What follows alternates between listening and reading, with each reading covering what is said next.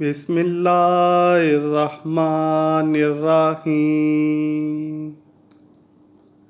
حضور پاک صلی اللہ علیہ وآلہ وسلم نے موت کی کیفیت بیان کرتے ہوئے فرمایا، بے شک موت کی بڑی شدت ہے۔ ناظرین گرامی، موت کی شدت اور غشی جو موت کے وقت پیش آتی ہے اسے سکرات کہتے ہیں۔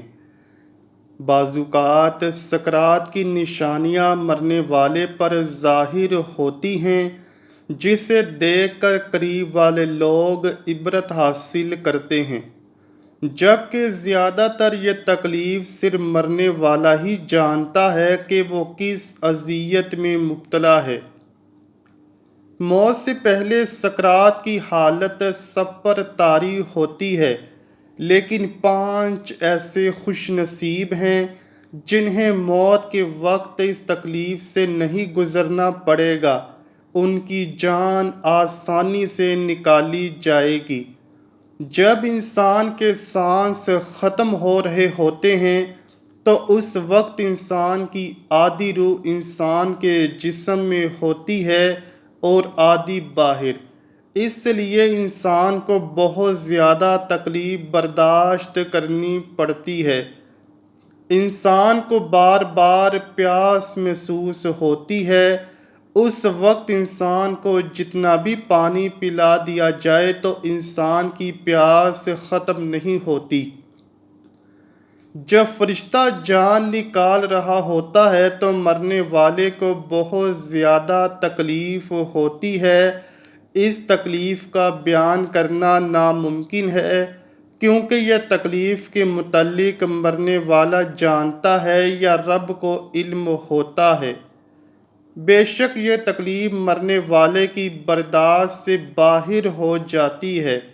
حضرت علی رضی اللہ تعالیٰ عنہ بیان کرتے ہیں کہ 5 انسان ایسے ہیں جن کی جان نکلتے وقت ان کو محسوس تک نہ ہوگا اور فرشتہ ان کی روح قبض کر لے گا۔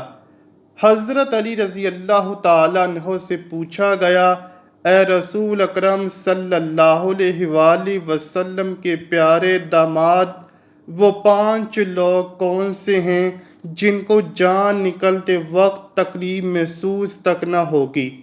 نمبر 1، حضرت علی رضی اللہ تعالیٰ عنہ نے فرمایا کہ سب سے پہلا وہ شخص ہے جو صدقہ خیرات باقاعدگی سے کرتا ہے۔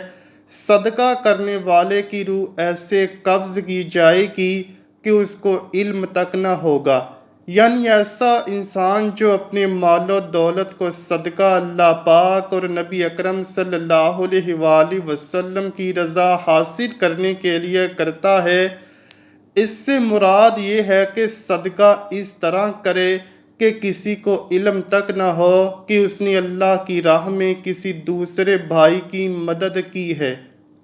ایسے بندے کو بھی موت کے وقت تھوڑی سی بھی تکلیف نہیں ہوگی اور اس کی جان بغیر تکلیف کے قبض کر لی جائے گی۔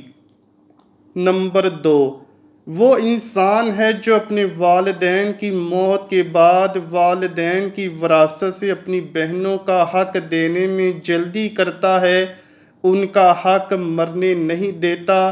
ایسا بھی دیکھنے میں آیا ہے کہ والدین کے مرنے کے بعد بھائی بہنوں کو یہ تسلی دے دیتے ہیں کہ ہم آپ کو شادی کے وقت جہیز وغیرہ دے دیں گے۔ یہ بات سراسر غلط ہے، کیونکہ اسلام میں جہیز دینا فرض نہیں ہے۔ جہیز دینا تو یہودیوں کی پیدا کی گئی رسم ہے۔ اس سے ظاہر ہوا کہ بہنوں کو جہیز دینا فرض نہیں ہے۔ بہنوں کو اپنے والدین کی وراثت سے اس کا وراثتی حق دینا فرض ہے۔ کچھ لوگ اپنی بہنوں کو وراثت میں حصہ نہیں دیتے، وہ خود ہی سارے حصے کے مالک بن جاتے ہیں۔ اگر بھائی ایسا کرتے ہیں تو ان کو آخرت میں اس کا حساب دینا ہوگا، جو کہ دنیا میں حصہ دینے سے تو بھائی بچ جائیں گے، لیکن آخرت میں ان کی بخشش نہیں ہوگی۔ حدیثوں میں بہنوں کے حق کے بارے میں بڑی تفصیل کے ساتھ بیان کیا گیا ہے۔ حضرت سعید بن زید رضی اللہ تعالیٰ عنہ سے مروی ہے کہ نبی اکرم صلی اللہ علیہ وآلہ وسلم نے فرمایا، کوئی انسان تھوڑی سی زمین بھی کسی انسان سے ظلم و ستم سے چھینے گا تو قیامت کے دن ساتوں آسمانوں سے اتنی ہی زمین میں اس انسان کے گلے میں توق بنا کر ڈالی جائے گی۔ ایک اور حدیث حضرت انس رضی اللہ تعالی عنہ سے مروی ہے کہ نبی اکرم صلی اللہ علیہ وآلہ وسلم نے فرمایا، کوئی انسان تھوڑی سی زمین بھی کسی انسان سے ظلم و ستم سے چھینے گا تو قیامت کے دن ساتوں آسمانوں سے اتنی ہی زمین میں اس انسان کے گلے میں توق بنا کر ڈالی جائے گی۔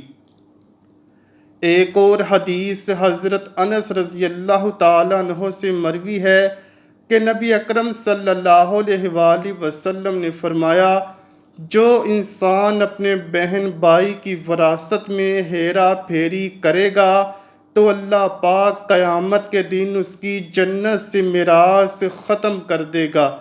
یہی وجہ ہے کہ جہیز کی لعنت ایسی لعنت ہے جس طرح یہودیوں کی عورتوں کو بغیر جہیز کے کوئی قبول نہیں کرتا تھا، آج اسلام میں بھی وہی رسموں نے جنم لے لیا ہے۔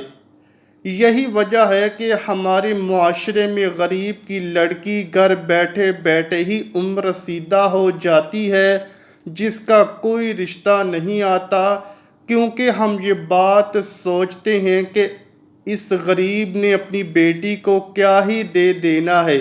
اس لیے کہا گیا ہے کہ بہنوں کو جہیز دینا فرض نہیں ہے، بہنوں کو اس کے والدین کی وراثت سے حصہ دینا لازمی قرار دیا گیا ہے۔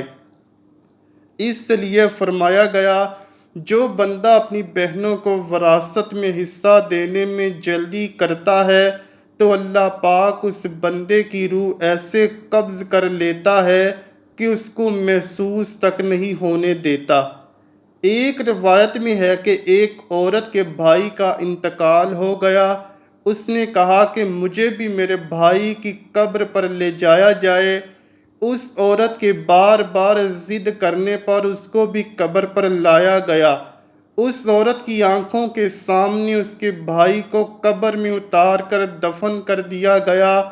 دفن کرنے کے بعد دعا کرنی تھی کہ وہ بہن نے سب جنازے والوں کے سامنے رو رو کر اللہ پاک سے یہ دعا کی، اے اللہ، آج انصاف کا دن آ گیا ہے، میرے ساتھ بھی انصاف کرنا، میرے اس ظالم بھائی کو اپنی رحمت سے دور کر دے۔